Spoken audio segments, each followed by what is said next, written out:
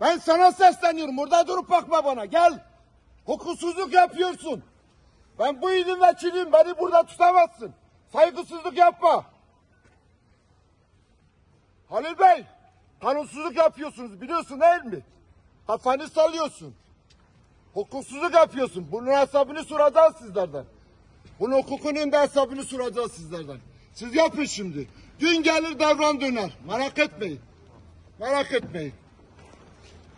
Vekil Bey. Ya bakın sizin yaptığınız hukuksuzluktur. Kanuna aykırı bir toplantı çağrısı var. Hayır. Bunun önüne geçmek Tamam. adına biz bunu Siz, durduruyoruz. tamam beni niye durduruyorsun? kimsenin de suç Beni niye işlemediğini çıkmama bilmiyor. izin Tamam, vermiyorsunuz? biz neden çıkamıyoruz? Tamam benim niye çıkmama izin vermiyorsunuz? Biz şu anda Benim niye çıkmama izin vermiyorsun? Bana söyler misiniz? Önleyici amaç Tamam.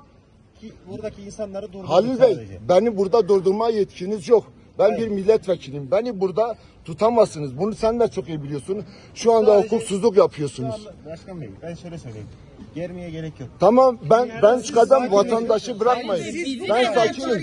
Siz burada bak ben diyorum ki beni burada tutamazsın. İsmi neyse onun hakkında bakın. Şu anda evet yetkili amirodur. Hukuksuzluk yapıyor. Beni burada tutamaz.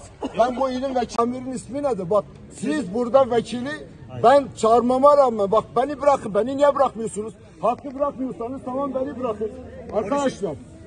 Yani tamam hakkı bırakmıyorsunuz. Hakkı bırakmıyorsunuz. Beyler girişlerde sıkıntı yok. Girsin. Ya gidiyor. Halil Bey biz niye çıkamıyoruz? Basının çıkması gerekiyor. Bizi nasıl itip ablukada tutuyorsun? Bu halkı dolduracağını zannediyorsa doldursun bakın nasıl oluyor. Doldursun bakalım nasıl oluyor. Herhalde iki insanı, bir insanı, iki insanı olmuş arasında bak. Bu halkı dolduracağını